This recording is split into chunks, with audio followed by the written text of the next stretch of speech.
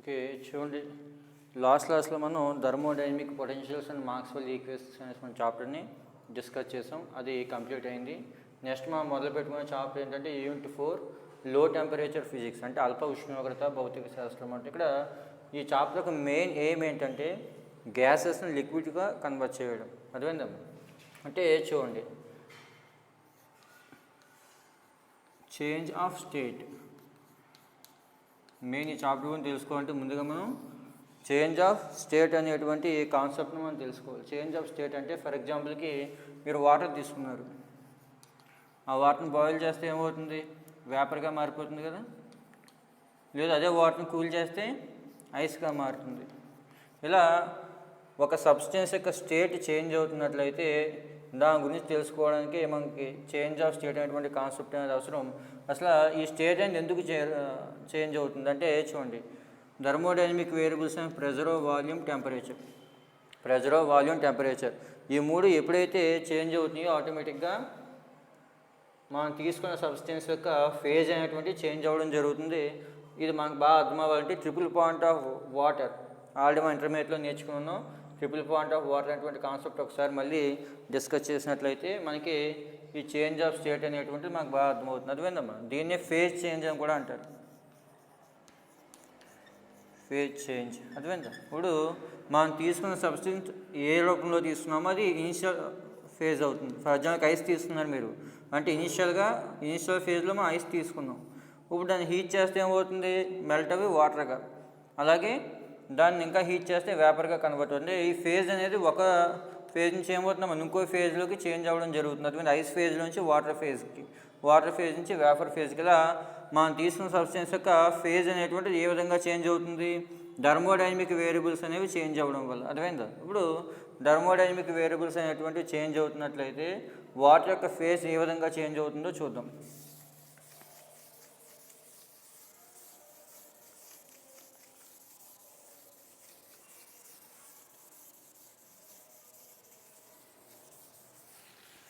దీనికోసం triple point of water అనేటువంటి కాన్సెప్ట్ని తీసుకుందాం.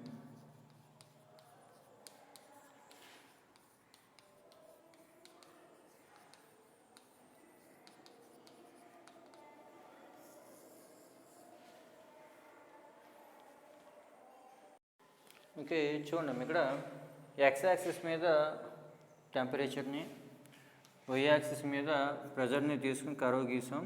ఇక్కడ చూడండి, ఓఏ కర్వ్ అనేటువంటిది కర్వ్ ఆఫ్ వ్యాపరైజేషన్ని, ఓబీ కర్వ్ అనేది కర్వ్ ఆఫ్ ఫ్యూజన్ని రిప్రజెంట్ చేస్తున్నాం. ఫర్ ఎగ్జాంపుల్ ఓబీ కర్వ్ తీసుకోండి. ఓబీ కర్వ్ దేన్ని రిప్రజెంట్ చేస్తుంది?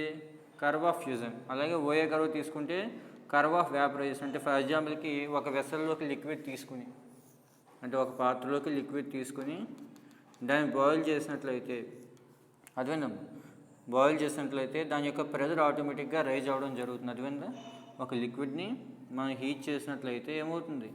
దాని టెంపరేచర్తో పాటు ఆటోమేటిక్గా ప్రెజర్ కూడా రైజ్ అవ్వడం జరుగుతుంది. అదేవిధంగా దాన్నే కర్వ్ ఆఫ్ వ్యాపరైజేషన్గా మనం చెప్పడం జరుగుతుంది. లిక్విడ్కి వేపర్కి మధ్య ఉన్న రిలేషన్, అంటే టెంపరేచర్తో వాటర్ యొక్క బాయిలింగ్ పాయింట్ ఏ విధంగా చేంజ్ అవుతుందో చెప్పడానికి ఈ కర్వ్ ఆఫ్ వ్యాపరైజేషన్ అటువంటిది ఉపయోగపడుతుంది. అలాగే మనం చూడండి, సాలిడ్ అంటే ఐస్ని తీసుకుని దాన్ని హీట్ చేసినట్లయితే, ఐస్ని తీసుకుని హీట్ చేసినట్టు ఏమవుతుందమ్మా? అది లిక్విడ్గా కన్వర్ట్ అవుతుంది. ఇప్పుడు ఐస్ యొక్క మెల్టింగ్ పాయింట్ ఏ విధంగా చేంజ్ అవుతుంది ప్రెజర్తో అనేటువంటిది ఈ కర్వ్ చెప్తుంది అనమాట. అలాగే ఐస్ని మనం హీట్ చేసినట్లయితే అది లిక్విడ్ కింద వెళ్లకుండా డైరెక్ట్గా వేపర్ అయిపోతే దాన్ని సబ్లిమేషన్ అంటాం. తెలుసు కదా, సబ్లిమేషన్ అంటే ఉత్పతనము అంటాం. అంటే సాలిడ్ స్టేట్ నుంచి డైరెక్ట్గా గ్యాస్ స్టేట్కి వెళ్ళిపోతాయి. అంటే సాలిడ్ నుంచి మధ్యలో గ్యాస్ అదే లిక్విడ్ రాకుండా డైరెక్ట్ గ్యాస్కి వెళ్ళిపోయినట్లయితే దాన్ని సబ్లిమేషన్ అంటాం. అర్థమైందా? ఈ కర్వ్ అనేటువంటి సబ్లిమేషన్ చెప్తుంది అనమాట. అర్థమైందా? ఈ మూడు కర్వ్లు ఒక పాయింట్ దగ్గర అడ్జస్ట్ అవ్వడం జరుగుతుంది. ఇక్కడ 3 ఫేజెస్ అడ్జస్ట్ అవుతాయి అనమాట. మనం తీసుకున్న లిక్విడ్ యొక్క 3 ఫేజెస్ అడ్జస్ట్ అవుతాయి. దాన్ని ట్రిపుల్ పాయింట్గా మనం చెప్పడం జరుగుతుంది. అంటే ఒక పర్టికులర్ ప్రెజర్ అండ్ టెంపరేచర్ దగ్గర మనం తీసుకున్న లిక్విడ్, వాటర్ అయితే వాటర్, వేరే లిక్విడ్ అయితే అది, దాని 3 ఫేజెస్ అడ్జస్ట్ అవుతున్నాయి కాబట్టి దాన్ని ట్రిపుల్ పాయింట్ అంటే నీటి యొక్క త్రిక బిందువుగా మనం చెప్పడం జరుగుతుంది. ఇప్పుడు జౌల్ కెల్విన్ ఎఫెక్ట్ గురించి ఒకసారి మళ్ళీ డిస్కస్ చేద్దాం. ఆల్రెడీ లాస్ట్ క్లాస్లో మనం డిస్కస్ చేసాం జౌల్ కెల్విన్ ఎఫెక్ట్ గురించి. జౌల్ కెల్విన్ ఎఫెక్ట్ అంటే ఏంటి? ఒక ఫ్లోరస్ ప్లగ్ నుంచి గ్యాసెస్ వెళ్ళినట్లయితే దాని యొక్క టెంపరేచర్లో చేంజ్ రావడం జరుగుతుంది.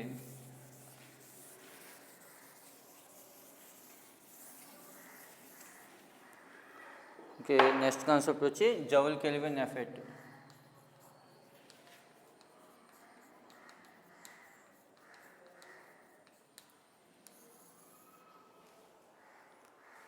Porous plug experiment.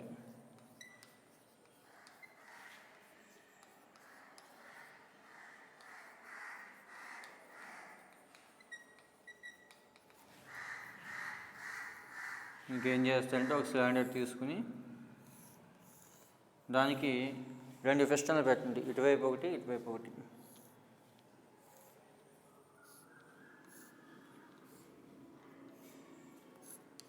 ఇక్కడ P1 అనే పిస్టన్ పెట్టండి, ఇటువైపు P2 అనేటువంటి పిస్టన్ పెట్టండి. ఈ మధ్యలో పోరస్ ప్లగ్ పెట్టండి. అదేనమ్మా, ఈ మధ్యలో పోరస్ ప్లగ్ని తీసుకోండి. ఇక్కడ ఉన్నటువంటి గ్యాస్ యొక్క వాల్యూమ్ V1 అనుకోండి, ఇక్కడ ఉన్నటువంటి గ్యాస్ యొక్క వాల్యూమ్ V2 అనుకోండి. ఓకే ఓకే చూడండి, ఇక్కడ ఒక సిలిండర్ తీసుకోండి. ఆ సిలిండర్కి సంబంధించి ఆ సిలిండర్ యొక్క వాల్ పీక్ అనుకుని థర్మల్లీ ఇన్సులేటెడ్ అనుకోండి. అదేందమ్మా, ఈ వాల్ని ఏమనుకుంటారు? థర్మల్లీ ఇన్సులేటెడ్ వాల్ అనుకోండి. అంటే బయట నుంచి లోపలికి కానీ లోపల నుంచి బయటకు కానీ ఎలాంటి హీట్ ఎక్స్చేంజ్ లేదనుకోండి. ఇది పోరస్ ప్లగ్ అనుకోండి.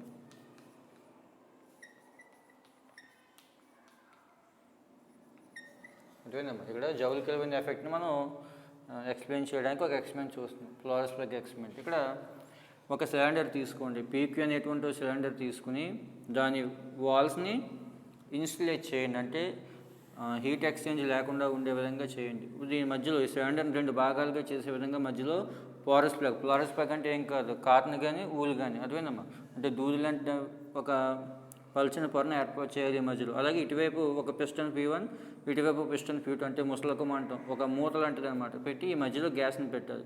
ఇటువైపు గ్యాస్ హై ప్రెషర్ దగ్గర ఉంటుంది, ఇటువైపు గ్యాస్ లో ప్రెషర్ దగ్గర ఉంటుంది. అదేందమ్మా, ఇక్కడ ఈ పిస్టన్ E అనుకోండి, ఈ పిస్టన్ B అనుకోండి.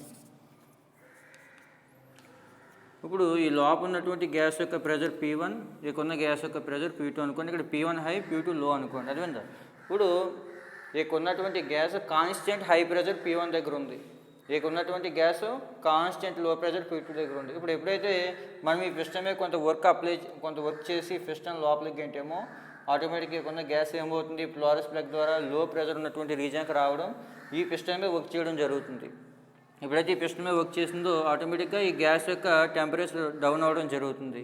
ఈ విధంగా గ్యాస్ అనేది పోరస్ ప్లగ్ ద్వారా వెళ్ళినప్పుడు దాని యొక్క టెంపరేచర్ తగ్గడాన్ని మనం జౌల్ కెల్విన్ ఎఫెక్ట్గా, లేదు దాన్నే జౌల్ థామ్సన్ ఎఫెక్ట్గా కూడా మనం చెప్పవచ్చు. అదేంటి, దీన్నే జౌల్ కెల్విన్ ఎఫెక్ట్గా లేదా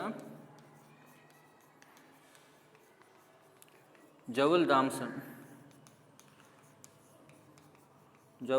ఎఫెక్ట్గా కూడా మనం చెప్పవచ్చు. ఇప్పుడు దీనికి ఒక ఈక్వేషన్ రూపంలో చూద్దాం. అలాగే జౌల్ కెల్విన్ ఎఫెక్ట్ ఏంటి, అన్ని గ్యాస్లు కూడా పోరస్ ప్లగ్ ద్వారా వెళ్ళినప్పుడు దాని యొక్క టెంపరేచర్ చేంజెస్ అనేవి రావడం జరుగుతుంది. అయితే అన్ని గ్యాస్లు టెంపరేచర్ డౌన్ అయినట్లయితే ఒక హైడ్రోజన్ హీలియం మాత్రం టెంపరేచర్ రైజ్ అవ్వడం జరుగుతుంది. అదే మిగిలిన గ్యాస్లన్నీ టెంపరేచర్ డౌన్ అవుతుంటే హైడ్రోజన్ హీలియం మాత్రం ఏమైతే రూమ్ టెంపరేచర్ దగ్గర టెంపరేచర్ అనేటువంటి రైజ్ అవ్వడం జరుగుతుంది. ఆల్రెడీ మనం లాస్ట్ క్లాస్లో డిస్కస్ చేసాం. ఇప్పుడు అదే క్వశ్చన్ మళ్ళీ ఇంకొకసారి ఈ చాప్లో కూడా ఇవ్వడం జరిగింది. అయితే ఇక్కడ ఏంటంటే ఇంటర్నల్ ఎనర్జీ అలాగే ఎంథాల్పీని బేస్ చేసుకుని చెప్తున్నాం ఇక్కడ. అర్థమైందా? ఓకే, చూడండి. ఇప్పుడు ఈ సిస్టమ్ మీద చూడండి, ఏ అనే సిస్టమ్ మనం ఫోర్స్ అప్లై చేసి P1 ప్రెజర్ దగ్గర ఉన్నటువంటి గ్యాస్ మీద మనం చేసినటువంటి వర్క్ ఏమవుతుంది, వర్క్ ఆన్ ద గ్యాస్. అదే మనం గ్యాస్ మీద వర్క్ చేస్తున్నాం. Therefore work done on the gas by the piston A. Work done on the gas, work done on the gas ఎంత అవుతుంది ఇక్కడ, బై పిస్టన్. ఇక్కడ ఈ పిస్టన్ వల్ల వర్క్ జరుగుతుంది. మన పిస్టన్ మీద ఫోర్స్ అప్లై చేస్తే ఈ పిస్టన్ ఏం చేస్తుంది, గ్యాస్ను మూవ్ చేస్తుంది. Therefore work done on the gas by piston.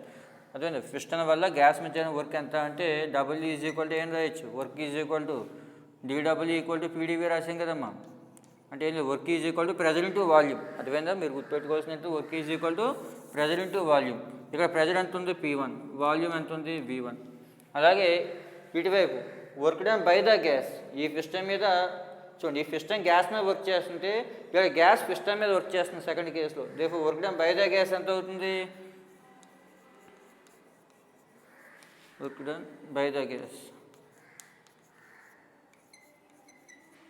On the piston B W2 is equal to P2V2 రాసుకోవచ్చు. ఇప్పుడు నెట్వర్క్ డన్ అంటే ఏం రాసుకోవచ్చు? W2 మైనస్ W1 కదమ్మా. నెట్వర్క్ డన్ ఎంత జరిగింది గ్యాస్ మీద అన్నట్లయితే W2 మైనస్ W1 అంటే P2V2 మైనస్ P1V1. ఇది నెట్వర్క్ డన్ అవుతుంది. Network done is equal to P2V2 minus P1V1.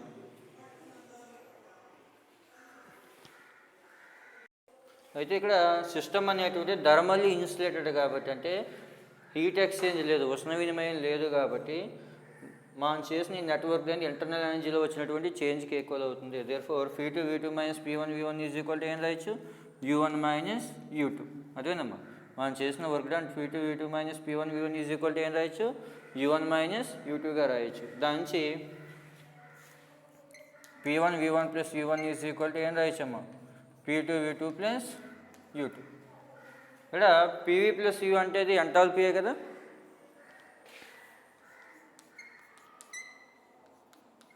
Enthalpy is equal to ఏమైంది? సమ్ కాన్స్టెంట్ వచ్చింది. అదేంటంటే ఒక థర్మోడైనమిక్ సిస్టమ్ యొక్క టోటల్ ఎంటాల్పీ అంటే కాన్స్టెంట్ అవుతుంది. అంటే PV plus U is equal to constant అని రావడం జరిగింది. అదేందా ఇక్కడ చూడండి, లేదు U plus PV equal to కాన్స్టెంట్గా తీసుకోవచ్చు.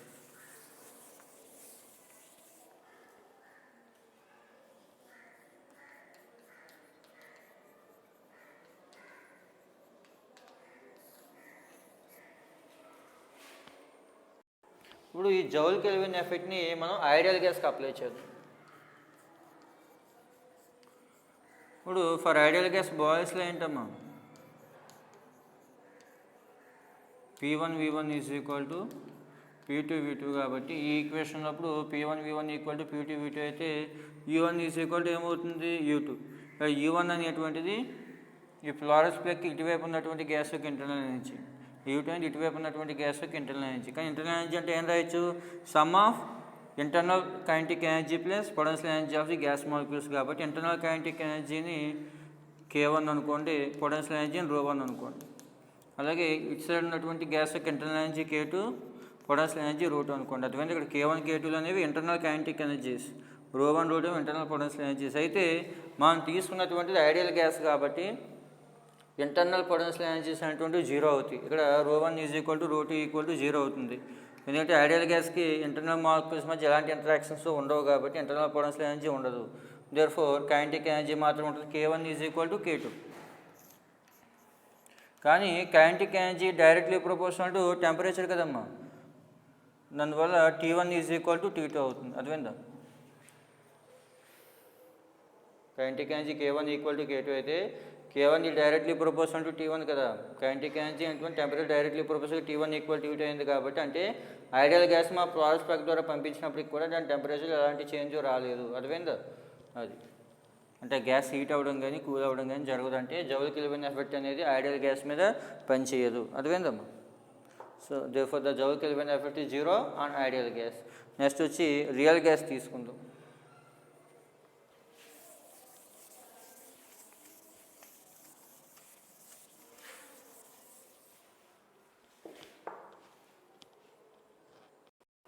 నెక్స్ట్ వచ్చి రియల్ గ్యాసెస్. అయితే ఐడియల్ గ్యాస్కి అయితే P1V1 ఈక్వల్ టు P2V2 అనుకున్నాం. కానీ రియల్ గ్యాస్కి P1V1 is not equal to P2V2. అంటే దాని అర్థం P2V2 minus P1V1 is not equal to 0. అదేనమ్మా, P2V2 నుంచి P1V1 చేస్తే యాక్చువల్గా రెండు ఈక్వల్ అయితే 0 రావాలి. ఐడియల్ గ్యాస్కి అయితే 0 వచ్చింది, కానీ ఇక్కడ ఆ వాల్యూ నాట్ ఈక్వల్ టు 0.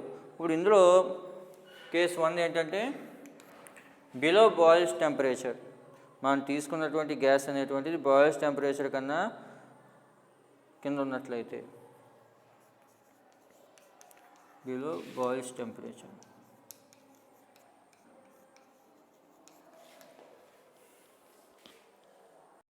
ఇక్కడ చూడండి, ఎప్పుడైతే మనం రియల్ గ్యాస్ తీసుకున్నామో ఇక్కడ 3 కేజెస్ అరేంజ్ అవుతాయి. అది మనం తీసుకున్న గ్యాస్ బాయిల్ టెంపరేచర్ కన్నా కింద ఉండొచ్చు, లేదా కరెక్ట్గా బాయిల్ టెంపరేచర్తో ఉండొచ్చు, లేదా బాయిల్ టెంపరేచర్ కన్నా ఎక్కువైనా ఉండొచ్చు. అది బాయిల్స్ గ్యాస్ యొక్క టెంపరేచర్ ఉంటుంది కదా, బాయిల్స్లో డెఫినేషన్ ఏంటి, at constant temperature V inversely proportional to 1/b అని చెప్తా ఉన్నా. కాన్స్టెంట్ టెంపరేచర్ గ్యాస్ యొక్క వాల్యూమ్ ప్రెజర్కి ఇన్వర్స్లీ ప్రపోర్షనల్గా ఉంటుందని చెప్తున్నాం. అంటే ఇక్కడ చూడండి, ఈ కాన్స్టెంట్ టెంపరేచర్కైనా కింద అయినా ఉండొచ్చు మనం తీసుకున్న గ్యాస్, అదేందమ్మా, లేదా ఎబో అయినా ఉండొచ్చు, లేదా కరెక్ట్గా ఈ టెంపరేచర్ అయినా ఉండొచ్చు. అంటే రియల్ గ్యాస్కి 3 కేసెస్ అరేంజ్ అవుతాయి, అదేందా, at below Boyle's temperature. Below Boyle's temperature అయినట్లయితే కనుక పీవీ వాల్యూ అనేటువంటి డిక్రీజ్ అవ్వడం జరుగుతుంది.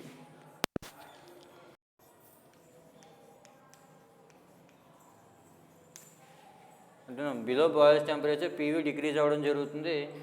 అంటే దాని అర్థం P2V2 అనేటువంటి డిక్రీజ్ అవుతుంది.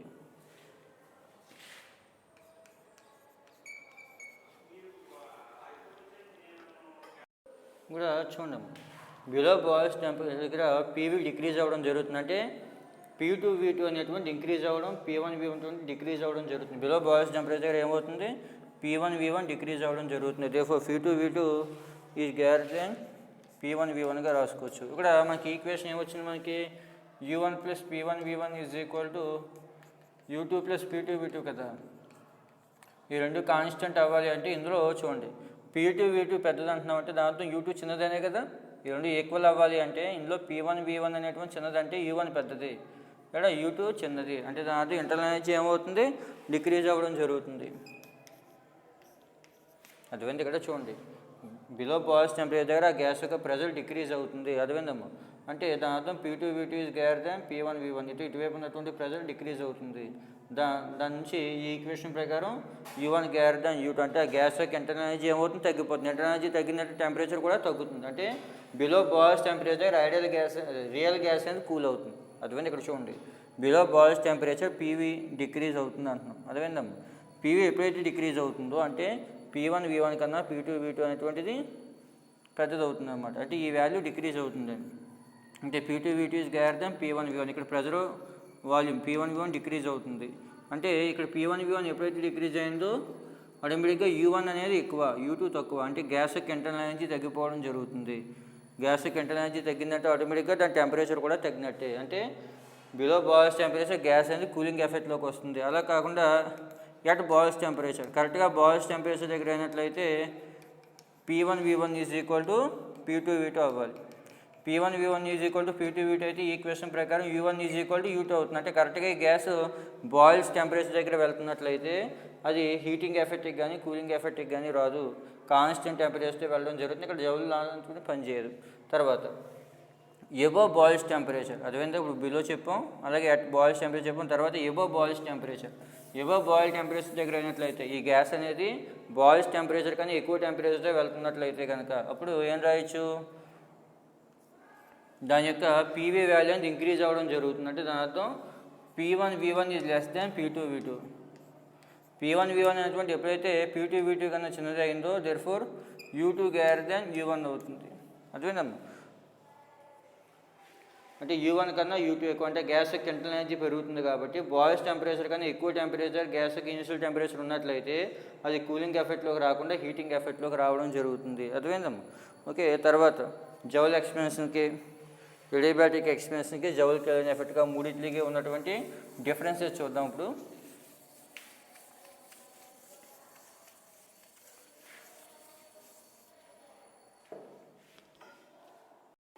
ఓకే, నెక్స్ట్ కాన్సెప్ట్ వచ్చి జౌల్ ఎక్స్పెన్షన్కి.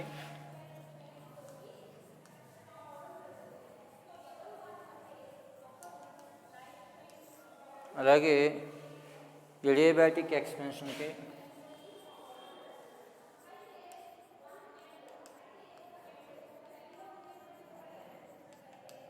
అలాగే జౌల్ థామ్సన్ ఎక్స్పెన్షన్కి.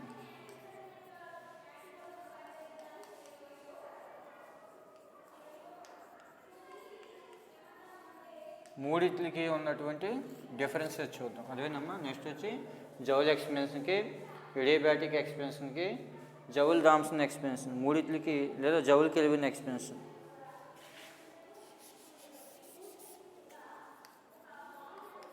ఆ మూడింటికి ఉన్నటువంటి డిఫరెన్స్ చూద్దాం. ఇక్కడ ఇందులో ఫస్ట్ వచ్చి జౌల్ ఎక్స్పాన్షన్. జౌల్ ఎక్స్పాన్షన్ అంటే గ్యాస్ అనేటువంటిది హై ప్రెజర్ ఉన్నటువంటి రీజియన్ నుంచి వాక్యూమ్లోకి వెళ్ళినట్లయితే దాన్ని జౌల్ ఎక్స్పాన్షన్గా మనం చెప్పడం జరుగుతుంది. అర్థమైంది? ఫర్ ఎగ్జాంపుల్ ఒక బెలూన్ ఉంది, దాని చిన్న హోల్ పెట్టాం, ఆటోమేటిక్గా ఇందులోని గ్యాస్ అనేటువంటిది బయటికి వెళ్తుంది కదా. ఇలాంటి వాటిని మనం జౌల్ ఎక్స్పాన్షన్గా మనం చెప్పడం జరుగుతుంది.